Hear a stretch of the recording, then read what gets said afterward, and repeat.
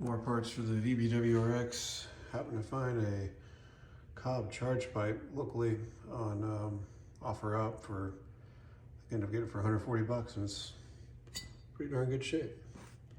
One little nick there, but you won't even see it. Cleaned it up, that's why the paper towel's in there. I cleaned it up, and it's got O-ring and everything, clamps, so pretty much like new for half price. So we're gonna go ahead and throw this on the car.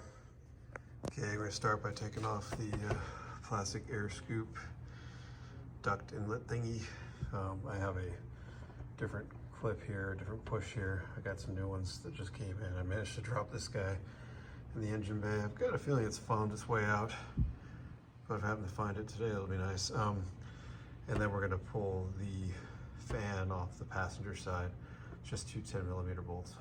All right, we pulled the battery just to be safe because there's 3 fan connections you got to pull.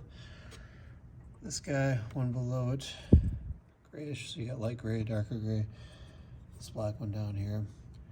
Still pretty hot in here, so may not be doing this right away. Then you got your 10mm, and it just slides out after that. Try to push your coolant hose back as far as you can. Try to minimize as much damage to the radiator as you can. Okay, we got our two 10mm out. The 3 connections are demated. You can see here's kind of what I'm saying you want to avoid. See a little bit of damage there. Probably from the last time I took it out, but I swear I was about as cautious as you could be. Obviously not cautious enough. I think somehow that guy caught that, but I swear I had that tab all the way on the outside, but we'll try to be careful again pulling it out. Okay, so the fan's out. Got a, I believe, 12mm here. Where the heck is it? We got the clip here for the charge pipe. I got some zip ties for my AOS I'm gonna cut off. And then we're gonna pop this clip and ultimately remove this entire coupling. I think I've showed this before, but these little ramps right here are perfect for running your flathead. Pop that side up, pop this side up, now it's free. So we're gonna do the same down here. Now, this line right here sometimes gets in the way of letting that clip fully release, so just be aware of that. You may have to keep a screwdriver or something on to keep it pried out. I know there's a lot of comparisons out there on the diameters, but it's astonishing in person. It's really hard to, they are right next to each other. Use my finger, there you go, it's before my knuckle and halfway after my knuckle. So yeah, it's quite a difference in diameter between these two pipes. So we'll get the O-ring lubed up in the Cobb pipe. Start putting this guy back in, pretty simple process. Forgot to mention we still got to take this coupler off. Trying to find the band clamps on it. Oh, they're there. I think these are under here, 7mm. Either 7 or 8. All right, so we got the coupler off. Not too bad. This car only has 1,700 miles, so everything's coming off pretty easy. So we'll get the silicone coupler on the Cobb pipe. I'll get the O-ring in for a silicone coupler, the worm gear clamps, and kind of get it all staged up and get the sucker on. Okay, so we got our silicone lube, the O-ring from Cobb, and you see the groove in there. We're gonna pop this guy in, get the whole O-ring lubed up, slide it in there, probably throw a layer on for good measure. Actually, I think I'm gonna put the coupler on first and then do that before it gets all messy.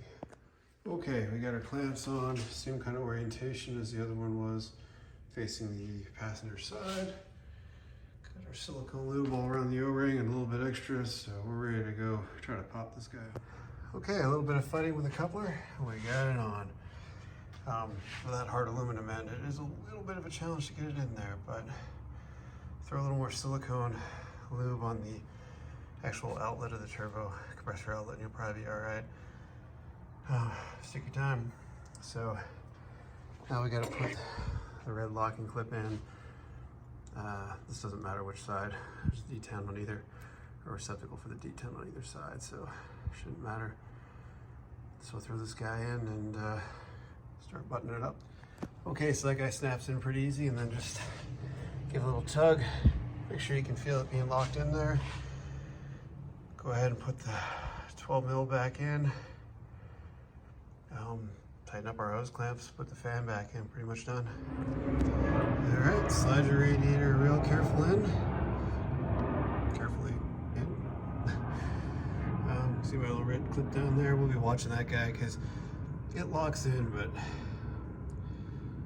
I don't know, just different. So little lack of security right now. With that bolt in there, that pipe's not going anywhere. You almost don't need that clip. But anyway, clamps are tightened. Yeah, put the two 10 mils back in, hook the electrical connections back up, put my AOS line back on, and battery on, and we're done. Okay, it's all buttoned up. This is one of the easier things to install. Again, I'm probably not gonna be able to get a view of it, but keep an eye on that red clamp, just make sure it doesn't fall out on you. Do a decent run, make sure you're holding boost and none of your clamps come loose. You know, worm gears, you don't want to get crazy tightening them, but make sure they're tight enough. That's it. So, yeah, kind of running out of things to do on this for a little while. May do like some wheel spacers, and I don't know, maybe I'll do the hard pipes to the air box, we'll see. But that's about it.